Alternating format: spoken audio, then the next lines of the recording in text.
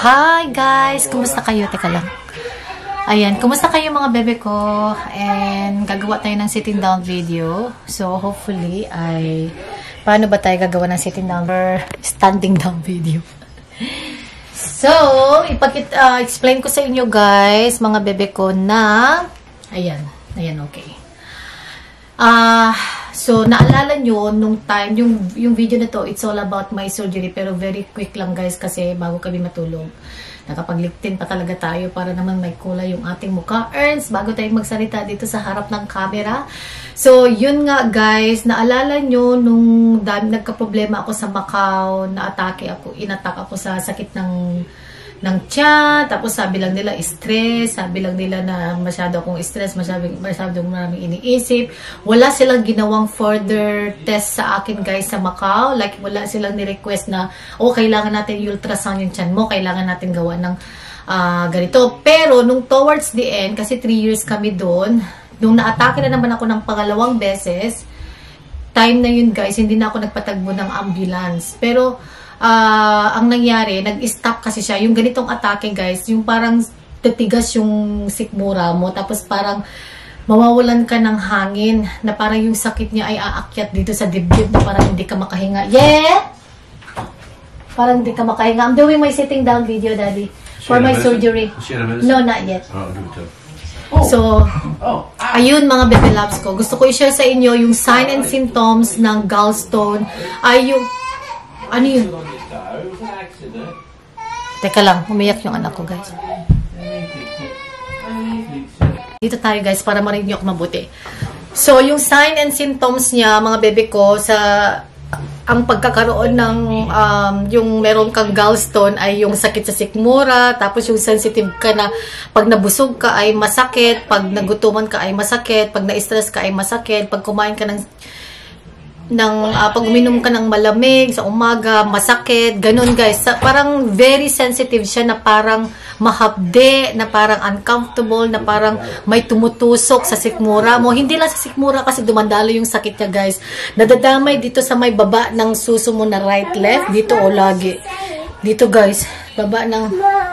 Yeah? Mommy, Daddy hurt my foot right here. So what Daddy doing?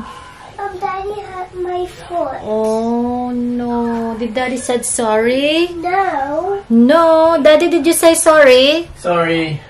It was an accident.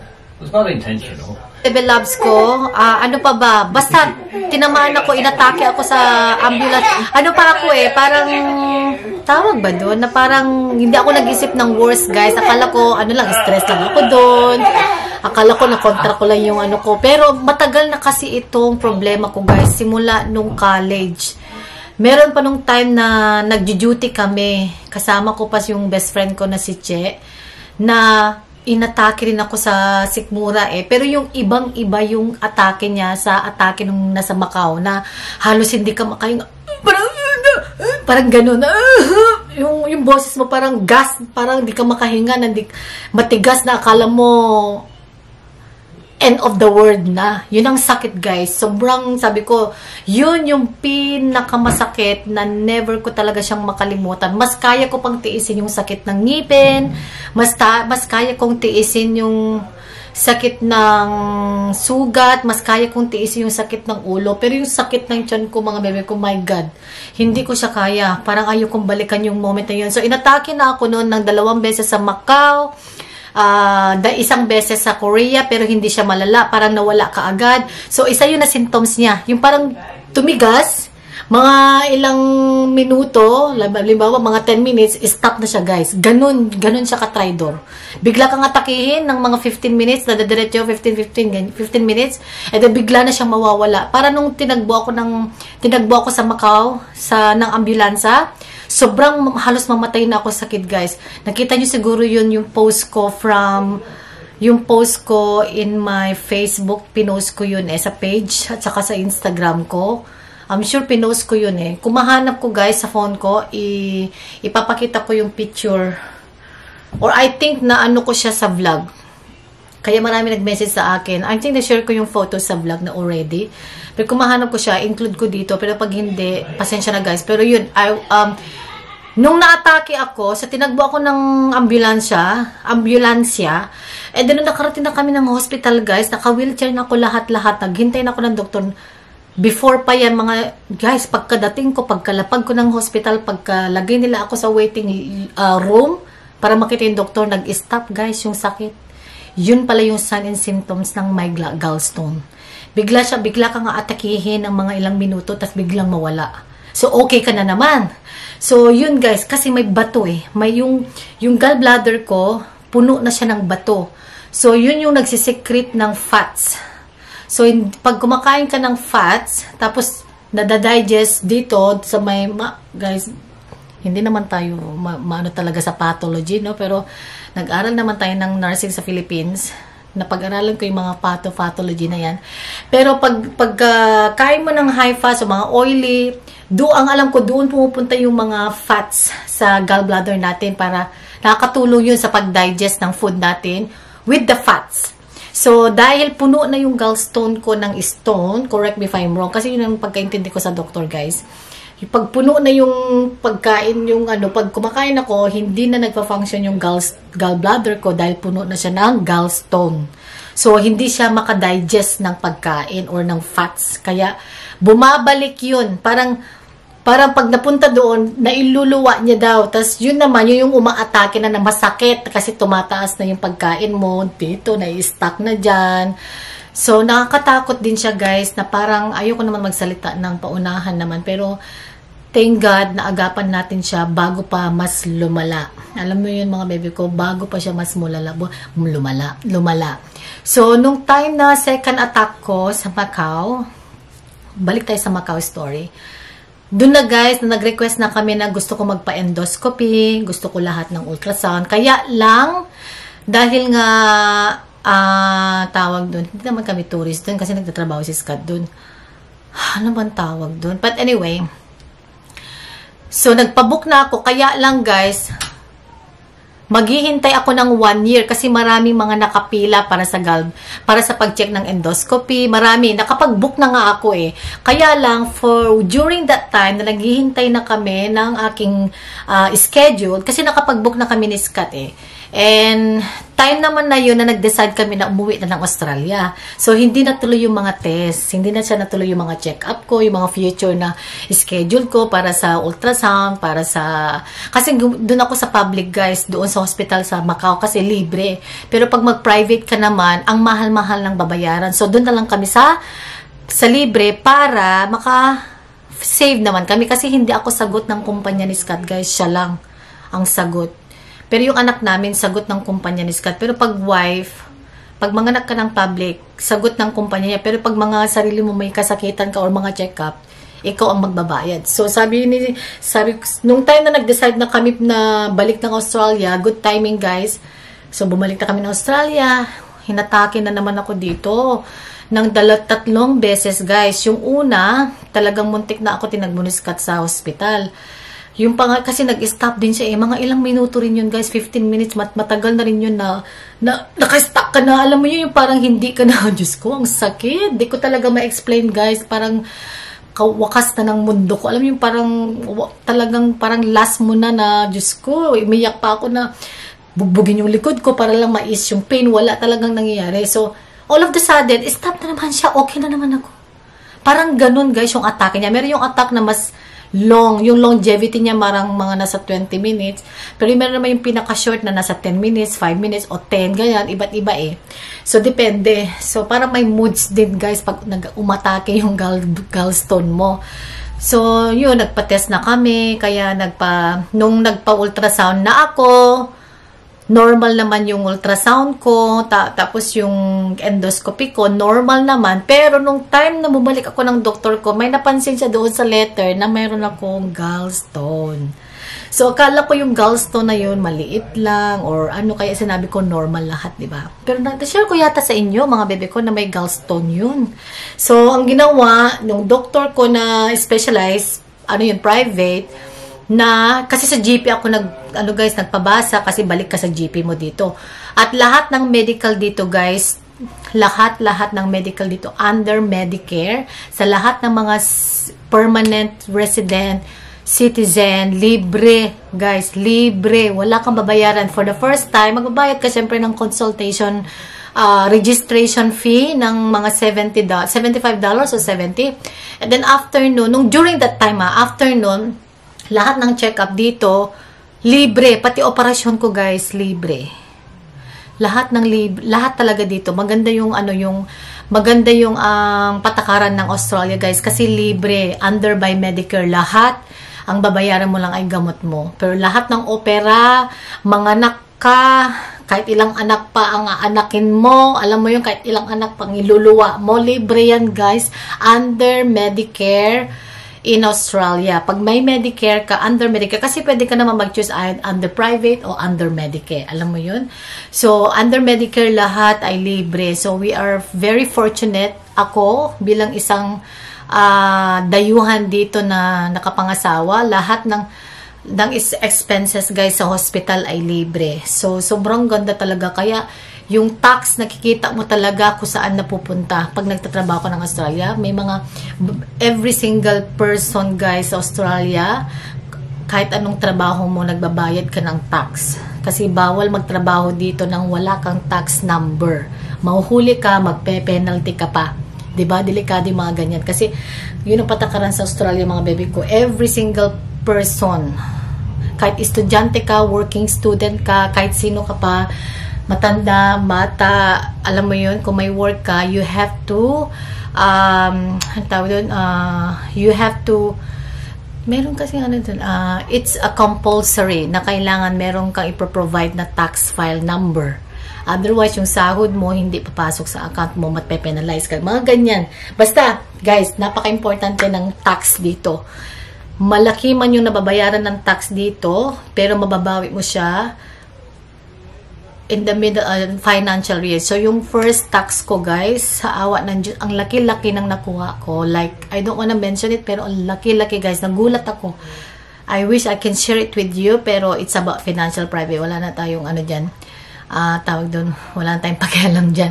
At alam ko naman na wala na kayong pakialam dyan, kaya din na natin alamin kung magkano. But yun na nga, ba't ba na pa tayo napunta sa tax? Ano ba naman yan? Dahil po pang dami ko na namang sinasabi. So, ayun, nag-decision na kami, sabi nung aking, yung specialized ng Spectrum, na I need you to get, kasi yung ultrasound, guys, saka endoscopy, yung endoscopy kasi na ginawa sa akin, lahat, biopsy, normal, lahat. Doon sa biopsy, normal, makikita kasi doon kung may cancer or anything, normal lahat.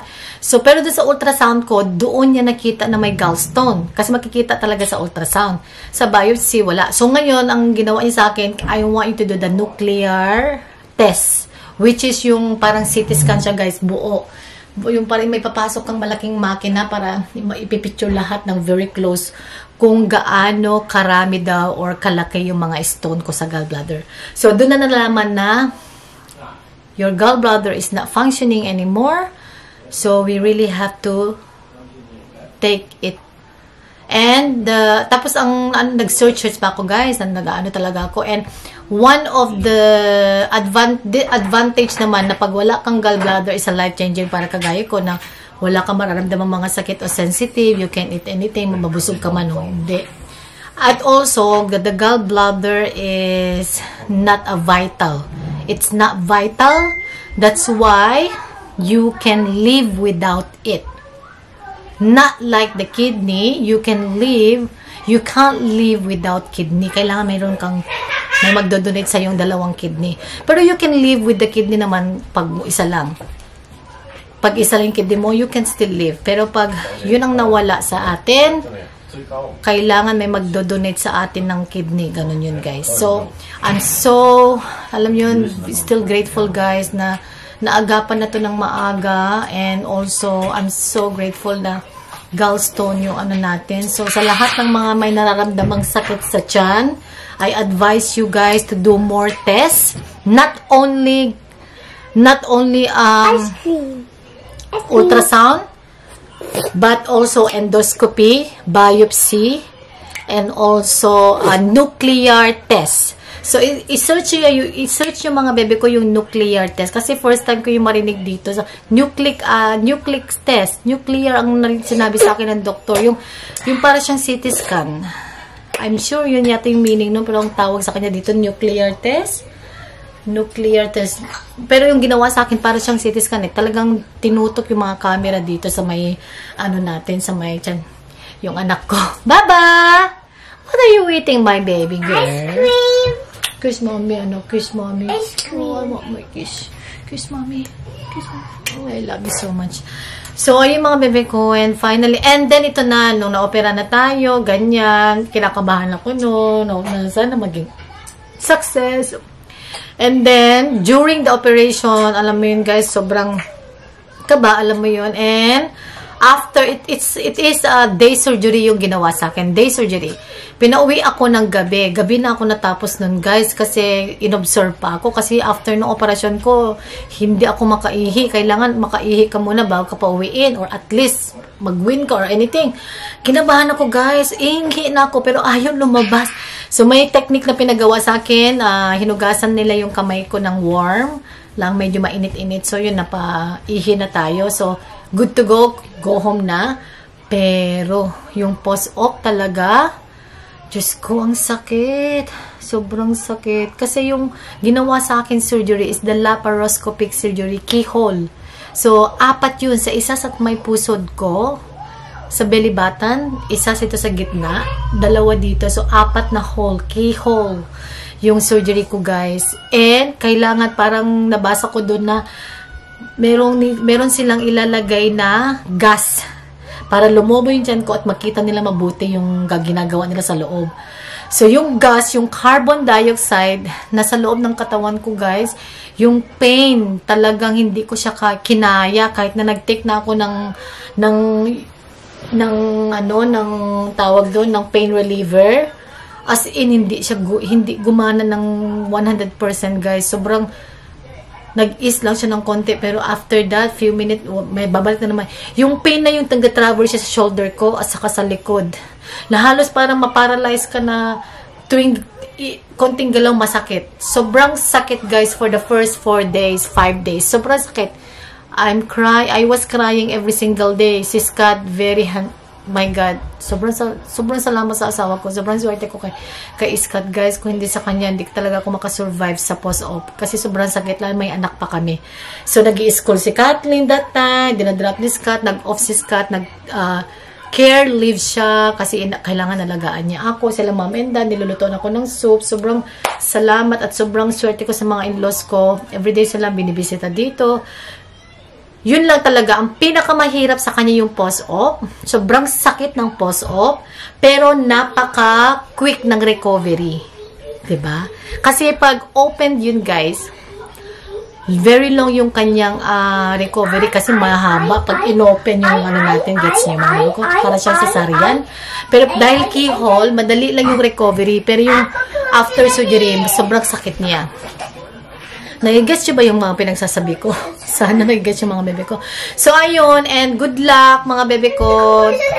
Alagaan natin yung sarili natin. Enjoy nyo yung araw-araw ng buhay natin. Right, my baby? Anong nangyari sa buhok mo naman? Ako naman? What happened to you, hey? Oh, yeah. Hala. Can you go get tissue, please? And nakabalik na ng work. It's been 2 weeks na akong nakabalik. And so far, so good na may naramdaman natin. Pero hindi pa ako pwede mag-carry ng sobrang bigat. Kasi mahirap na. And yun, sana na-enjoy nyo yung ganitong sitting down video. Mommy, Mom, yeah. Mom, is this lotion? Yes. Can you wipe your face? So, ayun, and yung bangs natin, guys, nakakaloka yung nasira pa yung bag, kaya nagganito na lang tayo. Ganito na lang siguro ako bukas papasok ng work kasi yung bangs natin mataas, guys. Pinaglaruan natin. Dahil wala na akong yung bangs, yung buhok natin, guys. So, sobrang haba na ng buhok ko. Baywang ko na siya, pero nasasayan akong gupitin. Pero, watch out. Sabay, ganun, charot. In the next coming vlog natin, we're gonna do a little bit of change sa ating buhok. Dahil mayroon tayong pinaghahandaan, mga bebe ko, as we mentioned, na we are, balik na bisita o bakasyon kami para, and then the next sitting down videos naman na gagawin ko is about sa house namin sa Pilipinas. So, abangan niyo mga baby ko sa mga interesado. But yun lang yung ating video tonight. Thank you so much for watching. Billy, I'd like to do something for you, Pew. Oh, don't say that.